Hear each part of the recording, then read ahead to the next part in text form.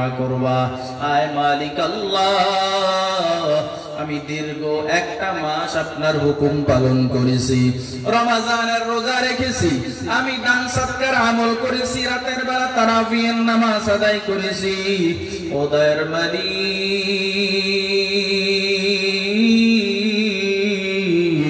আপনি আমার এই সব নেক আমলগুলোকে কবুল করে নেন।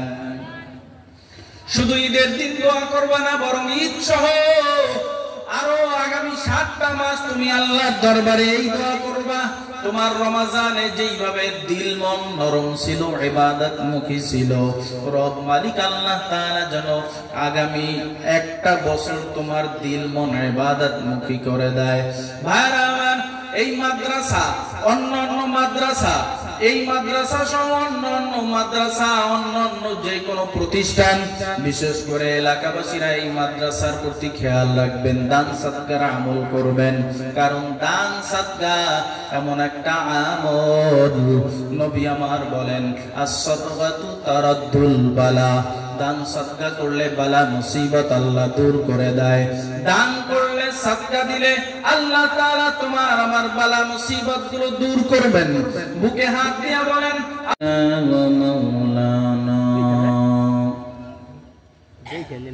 ওয়া মাওলানা মুহাম্মাদান আবদুহু ওয়া রাসূলুহু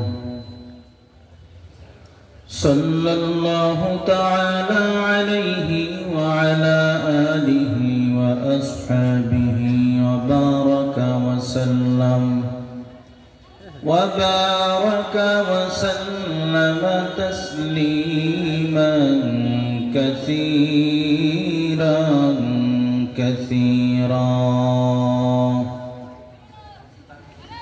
أما بعد فأعوذ بالله من الشيطان الرجيم.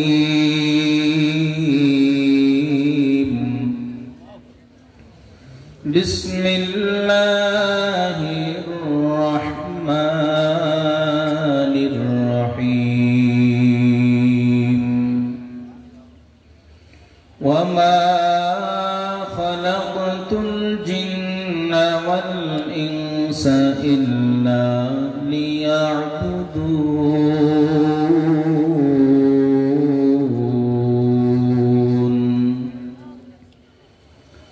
وقال النبي صلى الله عليه وآله وسلم: من صام رمضان ثم أتبعه 6 من شوال كان كصيام الدهر كله، أو كما قال عليه الصلاة والسلام.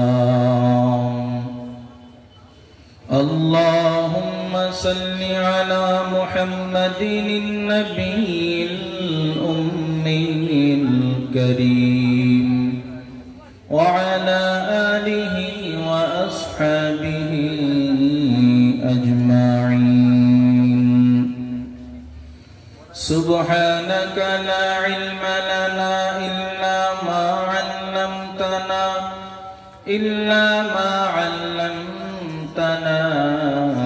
إنك أنت العليم الحكيم. قال رب اشرح لي صدري ويسر لي أمري واحلل عقدة من لساني يفقه قولي.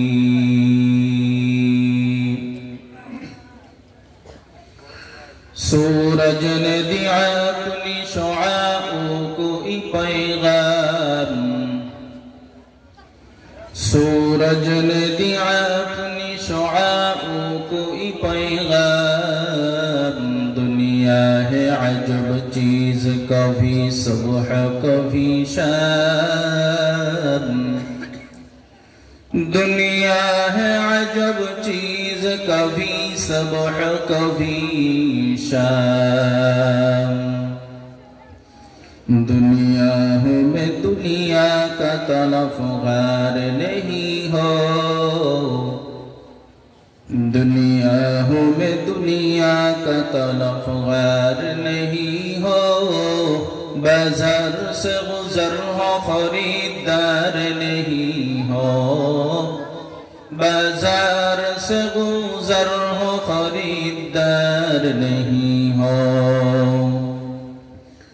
एक चश्मे ज़दन गाफिल ज़ा शाहिद बाशी, एक चश्मे ज़दन गाफिल ज़ा शाहिद बाशी। शायद का निगाह कुनतगाह नबाशी, शायद का निगाह कुनतगाह नबाशी। उल्फत में बराबर के वफा हो के जफा हो, उल्फत में बराबर के वफा हो के जफा हो। हर चीज में लज्जत है अगर दिल में मजा हो, हर चीज में लज्जत है अगर दिल में मजा हो। शुक्रिया अल्हम्दुलिल्लाह। বোয়ালিয়া ঐতিহ্যবাহী সুইস বাজার কারিমিয়া কেরাতুল কোরআন হাফিজিয়া মাদ্রাসার ইয়েতিমখানা ওলিল্লাহ বোর্ডিং এর উদ্যোগে আয়োজিত 18তম তাফসিরুল কোরআন ওয়াজ মাহফিল ও হালকায়ে জিকিরে উপস্থিত শ্রদ্ধাভাজন সম্মানিত সভাপতি, উপস্থিত আছেন আজকের মাহফিলের আখিরি দিনের সম্মানিত প্রধান অতিথি, সারা বাংলা আলোড়ন সৃষ্টিকারী, সময়ের আলোচিত জননন্দিত ভয়েস, তারুণ্যের অহংকার, যুব সমাজের আইডল, বাতিলের আতঙ্ক, আপনাদের প্রাণের মানুষ, ঢাকার কামরাঙ্গীরচর কেন্দ্রীয় জামে মসজিদের সম্মানিত খতিব, কামরাঙ্গীরচরের অসংখ্য অগণিত দ্বীনি মার্কাজ, দ্বীনি শিক্ষা প্রতিষ্ঠানের মধ্যে অন্যতম একটি দ্বীনি শিক্ষা প্রতিষ্ঠান মাদ্রাসায়ে নূরে মদিনার স্বনামধন্য সুযোগ্য প্রিন্সিপাল জনাব আলহাজ হযরত মাওলানা মুফতি আব্দুর রহমান বেতাগী দামাত বারাকাতুহুম, উপস্থিত হযরতে উলামায়ে কেরাম, দূর দূরান্ত আঁকা বাঁকা পথ থেকে আগত মুরব্বিয়ানে কেরাম, যুবক ভাইয়েরা, পর্দার আড়ালে অবস্থানরতা সুশিক্ষিতা মাহতারিমা মা ও বোনেরা আমার, সৃষ্টির মহান স্রষ্টা দয়াময় রব্বুল আলামিন আল্লাহ তাবারক ওয়া তাআলার দরবারে লাখো কোটি কোটি শুকর ও সুজুদ যেই মহান স্রষ্টা রব্বুল আলামিন আল্লাহ তাআলা আপনাকে আমাকে দয়া করে, মায়া করে, ইহসান করে, ভালোবেসে কোরআন হাদিসের মজলিসে জান্নাতের বাগানে আসার এবং বসার মতন তৌফিক দান করেছেন। এজন্য সেই মহান রব, মনিব, মালিক আল্লাহ তাআলার দরবারে আমরা সকলেই জোরে সোরে উচ্চ আওয়াজে প্রাণ খুলে শুকর আদায় করি আলহামদুলিল্লাহ। প্রিয় হাজিরিন, রব মালিক আল্লাহ তাআলা আপনাকে আমাকে সুস্থতা নামক নিয়ামতে ধন্য করেছেন। এই সুস্থতা নামক নিয়ামত দিয়েছেন কে? জোরে বলেন কে? আমার আপনার আশেপাশে, ডানে বামে, সামনে পিছনে, ঘরে বাহিরে, বাড়িতে, আত্মীয় স্বজনের বাড়িতে তাকালে দেখবেন বহু মানুষ বিভিন্ন রোগে আক্রান্ত হয়ে তারা হাসপাতালের বেডের মধ্যে কাতরাচ্ছে। অনেক মানুষ গাড়ি অ্যাক্সিডেন্ট করে হাসপাতালের মধ্যে আছে। অনেক মানুষ কত বিপদ আপদ বালা মুসিবতগ্রস্ত অবস্থায় আছে। আমরাও যে রোগ শোক মুক্ত এমনটা না, আমরাও আমাদেরকেও আল্লাহ তাআলা রোগ দিয়েছেন। হয়তো আমি নিজে রোগী, হয়তো বা আত্মীয় স্বজনের মধ্যে রোগী, হয়তো বা পরিবারের মধ্যে রোগী আছে না নাই।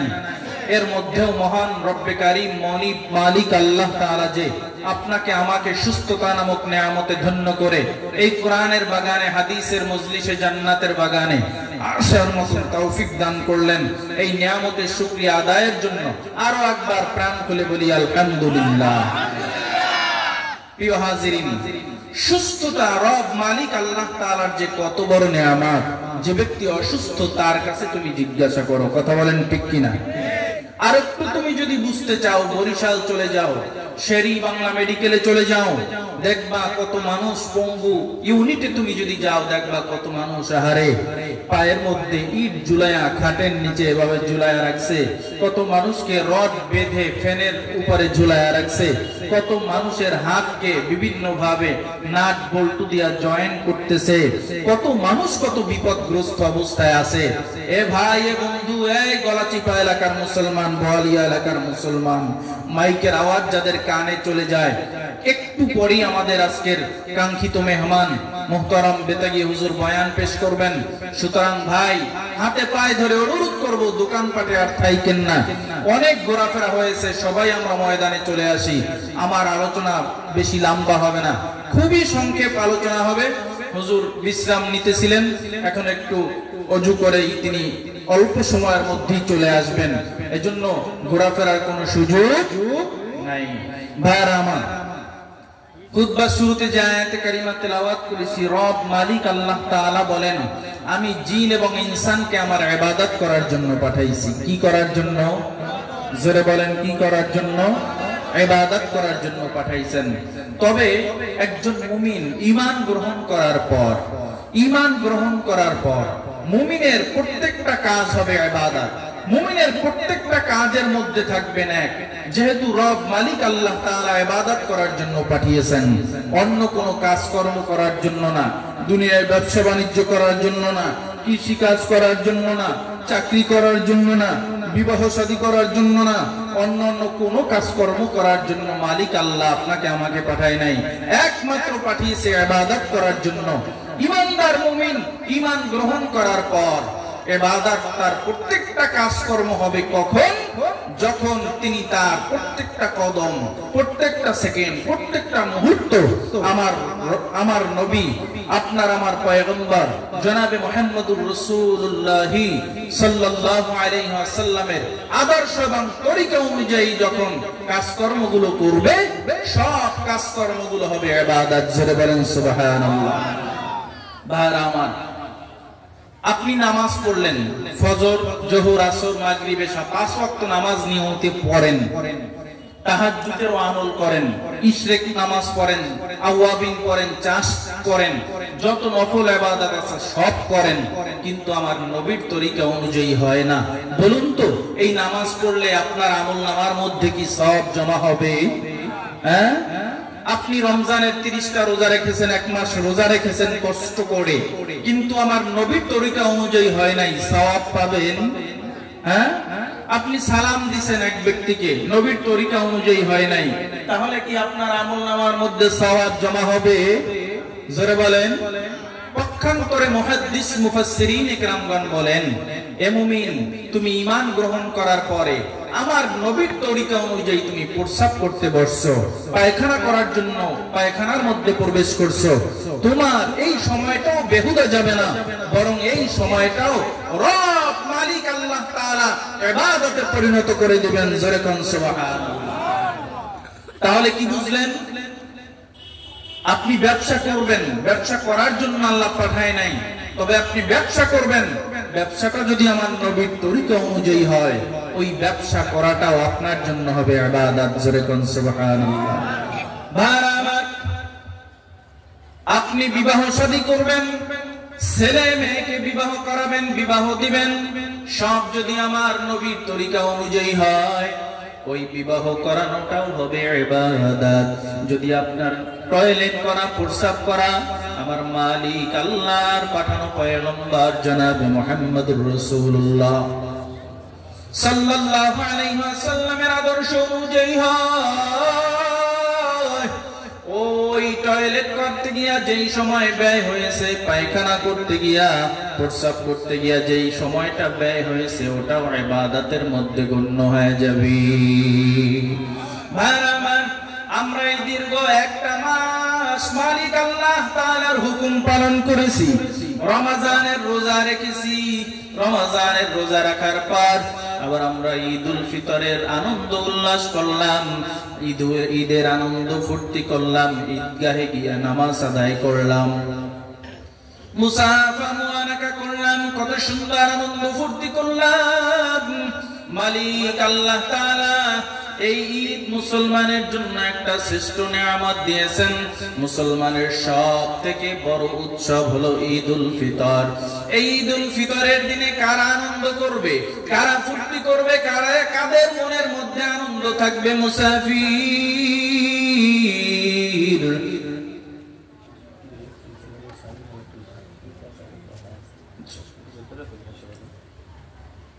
ঈদের আনন্দ কাদের জন্য বলে? যারা দীর্ঘ একটা মাস রব মালিক আল্লাহ তাআলার হুকুম পালন করেছে, ঈদের আনন্দ হলো তাদের জন্য। কথা বলেন ঠিক কিনা? কিন্তু ঈদের পরে হযরতে ওমর ইবনে আব্দুল আজিজ রাহমাতুল্লাহি আলাইহি বলেন, ইমানদার তুমি ঈদের দিনে ঈদগাহে গিয়া রব মালিক আল্লাহ তাআলার দরবারে দোয়া করবা, আয় মালিক আল্লাহ, আমি দীর্ঘ একটা মাস আপনার হুকুম পালন করেছি, রমজানের রোজা রেখেছি, আমি দান সদকার আমল করেছি, রাতের বেলা তারাবির নামাজ আদায় করেছি, ও দয়ার মালিক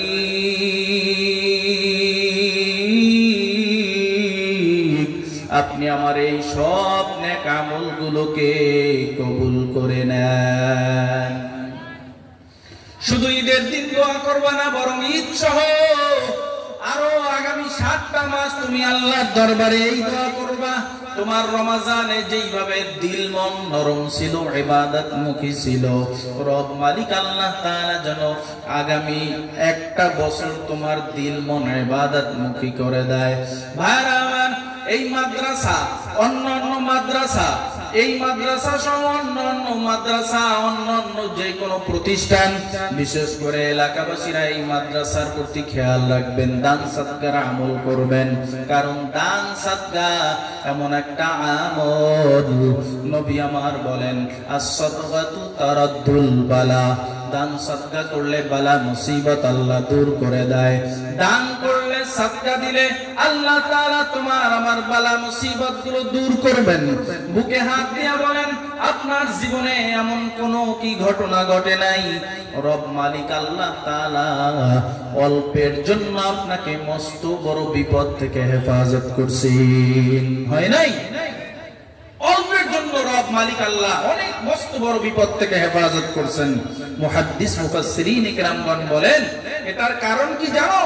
তোমার কোন না কোন একটা দানের আমল আমার মালিক কবুল করছেন। জোরে কোন সুবহানাল্লাহ। যার ফলে তোমাকে মস্ত বড় বিপদ, আপদ, বালা, মুসিবত থেকে মালিক কুদরতি হাতে হেফাজত করছেন। দানের গুরুত্ব কত জানেন? নবী আমার একদিন তিনি নামাজের ইমামতি করবেন, মসজিদে নববীর মধ্যে প্রবেশ করছেন। হযরতে বেলাল রাদিয়াল্লাহু তাআলা আনহু তিনি ইকামত শেষ করে ফেলেছেন। মুয়াজ্জিন সাহেবরা যখন ইকামত শেষ করে, স্বাভাবিক অবস্থায় ইমাম সাহেব তো আল্লাহু আকবার বলে নামাজ শুরু করে। কথা বলেন ঠিক কিনা? কিন্তু এমন সময় ইকামত শেষ, নবী আমার তাকবীরে তাহরিমা না বেঁধে তিনি ওই মেহরাব থেকে হুজরার মধ্যে একটা দরজা ছিল, তিনি দরজা থেকে হুজরায় প্রবেশ করে গেছেন। হুজরায় প্রবেশ করে এবার সাহাবায়ে কেরাম সবাই অবাক তাকায় আছে, কিরে নবী নামাজ শুরু করবেন, তার আইখা তিনি হুজরার মধ্যে গেলেন, ঘটনা কি? কিছুক্ষণ পর নবী আমার আয়েশা আবার তাকবীরে তাহরিমা বেঁধে নামাজ শুরু করলেন।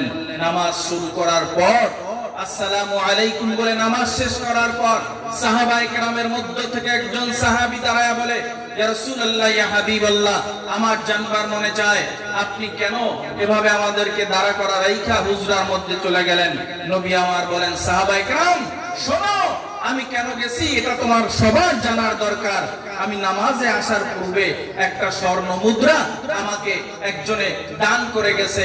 আমি চিন্তা করলাম আমার ঘরের মধ্যে একটা স্বর্ণ মুদ্রা থাকা অবস্থায় নামাজের মধ্যে আমার একাগ্র চিত্তে ইয়্যাকা না'বুদু ওয়া ইয়্যাকা নাস্তাঈন বের হবে না। এজন্য আমি তাকবীরে তাহরিমা না বেঁধে ঘরের মধ্যে প্রবেশ করে আমি ওই স্বর্ণ মুদ্রাটা মালিক আল্লাহর রাস্তায় দান করে এসে আমি নামাজটা শুরু করেছি। জোরে কোন সুবহানাল্লাহ। কি বুঝলেন? দান সদকার আমল করতে হবে কি হবে না? জোরে বলেন হবে কি হবে না? এই জন্য এলাকাবাসী মাদ্রাসার প্রতি খেয়াল রাখবেন, দান করবেন, সাদকা দিবেন, মান্নতের টাকা দিবেন। কারণ আপনি মনে করতে পারেন আপনার পকেটের টাকা এই মাদ্রাসায় দেন, গরিব দুঃখী মেহনতি মানুষকে দেন না। এই টাকার মালিক আপনি না, এটার মূল মালিক আল্লাহ। আপনি মাত্র জিম্মাদার। কি দার? জিম্মাদার। সুতরাং যখনই মাদ্রাসার জন্য চাওয়া হবে আমরা দিতে রাজি কিনা ইনশাআল্লাহ? কারা কারা দুটো হাত জায়গায় দেখাই, মালিককে সাক্ষী রেখে আমরা ওয়াদাবদ্ধ হব ইনশাআল্লাহ। আমরা যখনই আমাদের সাধ্য অনুযায়ী দান করার, আমাদের যখনই সুযোগ আসবে, সময় আসবে, আমরা সাধ্য অনুযায়ী এই মাদ্রাসায় দান করব, এই মাদ্রাসার দিকে খেয়াল রাখবো। আল্লাহ পাক রব্বুল আলামিন আমাকে সহ সবাইকে আমল করার তৌফিক দান করুন। আমিন। ওয়া আখির দাওয়ানা আনিল হামদুলিল্লাহি রাব্বিল আলামিন। আসসালামু আলাইকুম ওয়া রাহমাতুল্লাহি ওয়া বারাকাতুহু। আলহামদুলিল্লাহ, আমাদের আজকের প্রধান মেহমান প্রধান আকর্ষণ আর কিছুক্ষণের ভিতরে আমাদের মেয়াজে এসে উপস্থিত হবে ইনশাআল্লাহ স্টেজে। এখন আমাদের সামনে কিছু কথা বলবেন বাংলাদেশ গণ অধিকার পরিষদ থেকে কয়েকজন নেতাকর্মী আসছে ইউনিয়নের, এবং বিপি নুরুল হক নুরের পক্ষ থেকে মাদ্রাসার জন্য কিছু একটা অনুদান দেওয়া হয়েছে আপনাদের সামনে, সেটা এখানে পেশ করা হবে। তো তারা